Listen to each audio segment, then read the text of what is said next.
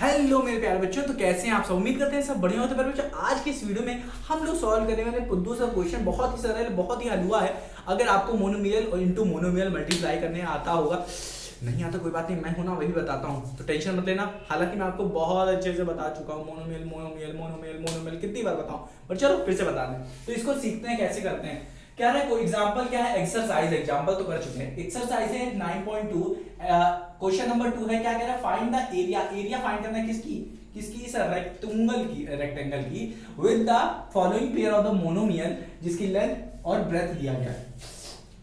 तो समझ में आ रहा है कहां लेंथ छुपी है, कहां ब्रेथ छुपी है। तो देखो पहला सॉल्व करने है। पहला क्या है हमारा, ये हमारे पास P, Q है। यहाँ पे हमारा जो पहला टर्म है वो है लेंथ, जो पहला है वो लेंथ है, और दूसरा जो है हमारा टर्म वो है ब्रेथ है।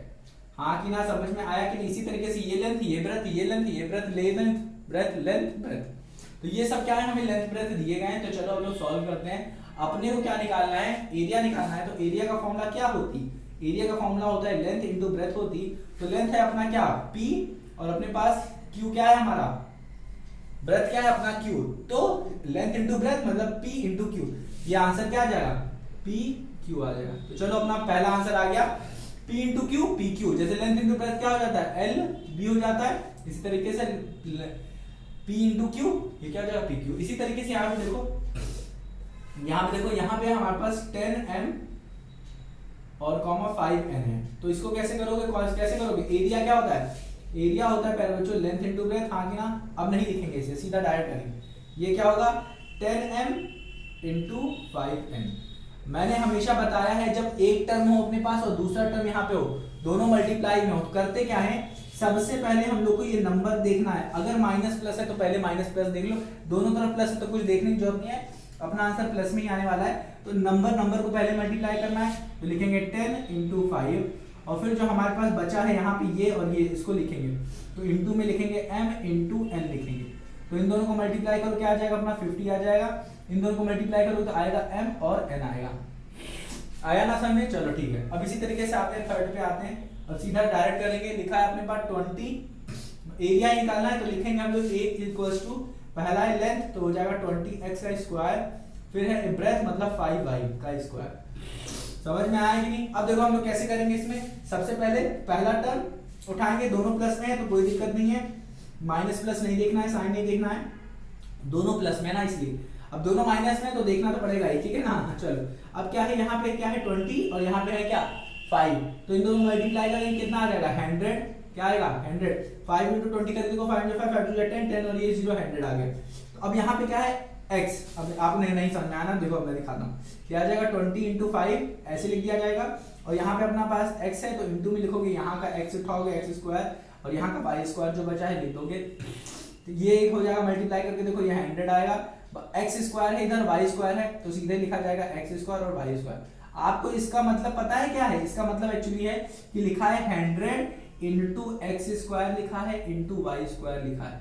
इसका मतलब यही है, समझ में आया कि नहीं। तो यही चीज इस तरीके से लिखी जा सकती है। ये इंटू का साइन हटा सकते हो बीच में से, जिसका हटाने के बाद उसका मतलब चेंज नहीं होता, वो उसका मतलब ही होता है कि हाँ मल्टीप्लाई में है। उस तरीके से अगर लिखे हो तो चलो, अब हमारा ये हो गया, ये हो गया, ये हो गया। अब ये सॉल्व करते हैं। तो इन सबको रब कर दें, चलो रब कर देते हैं, ठीक है ना। चलो रब कर देते हैं, ये रब कर देते हैं, ठीक है। चलो हो गया। अब करते हैं क्या, अपने को 4 वाला करना है। 4 वाला क्या है हमारे पास, 4x है इंटू 3x। ये भी क्या निकालना था, एरिया निकालना था।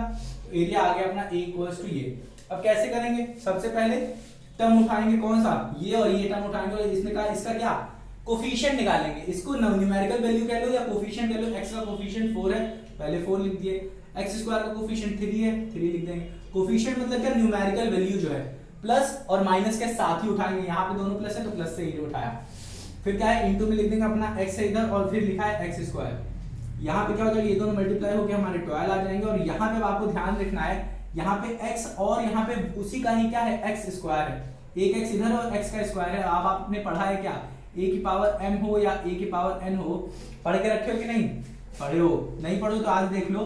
तो क्या है, तो क्या हो जाता है, अगर सेम है हमारा बेस और पावर कुछ भी हो तो क्या लिखा जाता है, पावर ऐड हो जाती है। अगर बेस सेम है और मल्टीप्लिकेशन अगर दिया है, मल्टीप्लिकेशन याद रखना, प्लस में मत कर देना। a की पावर n है और a की पावर n है तो प्लस में होगा, प्लस में नहीं होगा, मल्टीप्लिकेशन में होगा सिर्फ। ठीक है ना। चलो तो पावर क्या है, a की पावर 1 है, कुछ नहीं है तो मतलब क्या है 1 है। 0 लिखा होगा तो वो क्या हो जाएगा, सीधा 1 हो जाएगा। याद रखना, अगर किसी भी नंबर की पावर 0 है तो उसका मतलब 0 नहीं होता, उसका मतलब होता है 1। चलो तो यहाँ पे आ गया आंसर हमारा, क्या हो जाएगा, x की पावर 1 है और इसकी पावर 2 है, तो क्या हो जाएगा, पावर क्या हो जाएगा, x की पावर 1 प्लस 2, तो मतलब क्या हो जाएगा, x की पावर 3, फिर आ जाएगा क्या, x की पावर 3 आ जाएगा। उम्मीद करता हूँ आ गया होगा।